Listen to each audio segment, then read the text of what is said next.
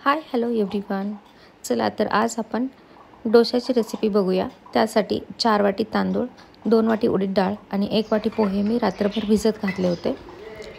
सकाळी मॉर्निंग त्याचं बॅटर तयार करून घेतलं. त्यामध्ये चवीपुरतं मीठ आणि थोडासा चिमूटभर सोडा ॲड केला. चला तर आता याचा आपण डोसा बनवून घ्यायचा आहे. त्यासाठी लागणारी चटणी बनवूया.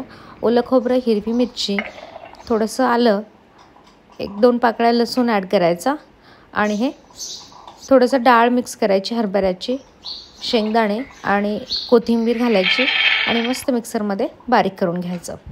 अशा पद्धतीने आपली नारळाची चटणी तयार आहे. त्याला वरून कढीपत्ता, हिरवी लाल मिरची आणि मोहरीचा तडका द्यायचा. मस्त चटणी तयार होते. नंतर आपण मस्त असा डोसा बनवूया. डोसा पॅनवरती थोडंसं तेल ॲड करूया आणि जे बॅटरची कन्सिस्टन्सी प्रॉपर प्रमाणात करून घ्यायची आणि मस्त असा डोसा करून घ्यायचा.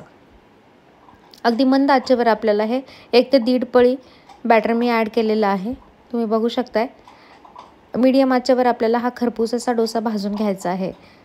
अशा पद्धतीने आपला डोसा तयार आहे. अशाच क्विक अँड इझी रेसिपीजसाठी मोनालीज किचनला फॉलो करा, लाईक करा आणि आवडलं तर सबस्क्राईब करायला विसरू नका. Thank you so much all. Kindly try this. नारळाच्या चटणीसोबतच मी टोमॅटोची चटणी बनवली आहे. त्यामध्ये कांदा, टोमॅटो, हिरवी मिरची, आलं, लसूण, कोथिंबीर हे सगळं मिक्स करायचं. थोडंसं फ्राय केलं तरी चालेल. फ्राय करून घ्यायचं आणि मिक्सरला वाटून घ्यायचं.